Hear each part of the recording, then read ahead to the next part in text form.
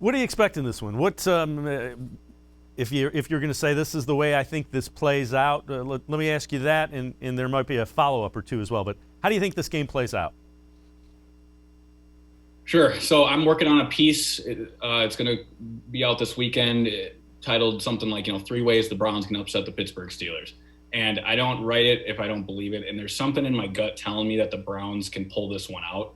There's just too much of the Browns are dead in the water. This is over. And I get where it's coming from. No practices, no head coach and play caller. You lose a few defensive guys. I get it. But we talked about the unpredictability of Alex Umpelt, how that element of surprise for one game could make a difference. I've detailed how I'm not going to crown the Pittsburgh offense for playing one good half of football. And I think there is a secret weapon sitting there in Nick Chubb that they have not fully unlocked yet. You give Nick Chubb an opportunity to run the football 20 times, and I think that this can take care of itself, and the Browns can win a close 27-24 type game. It's going to be tough. It's going to be grueling, but I don't think this is a blowout for the Steelers. And if anything, I think that the Browns are motivated to play. Interim head coach Mike Prefer has done this before. He had coached one game when Mike Zimmer in Minnesota in 2016 couldn't coach. They lost that game close, but Mike Prefer made a critical decision late with a challenge that got them the ball back. They scored and had a 2-point conversion to tie. They missed it. He's going to have these guys fired up. He's a Navy guy, served, now has 20 years of coaching in the NFL, including a 2012 Special Teams Coach of the Year. He's going to have these guys motivated. The Cleveland Browns will play equally motivated for Mike Prefer as they will wanting to win this game for Kevin Stefanski and Joel Bitonio.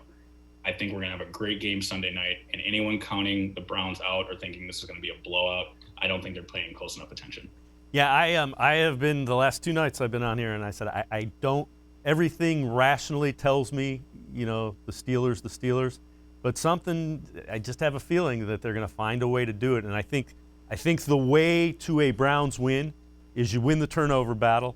If you're +1, I think you win. If you're +2, I think you're in really good shape.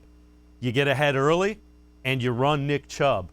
And, keep in mind, the Steelers fell behind Indianapolis pretty heavily in that first half where they came back and won.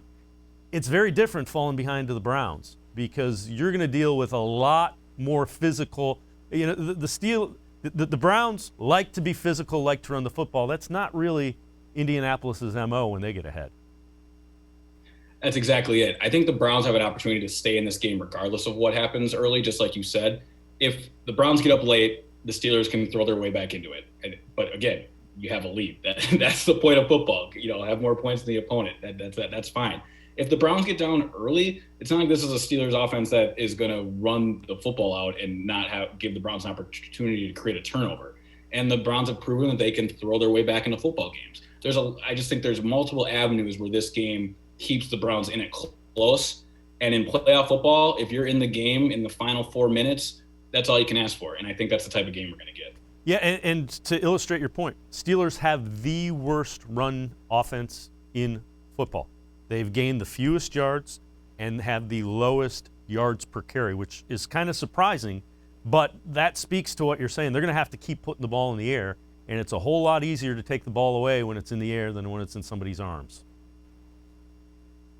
That's exactly it. And this defense all year has proven advantageous when the ball's in the air.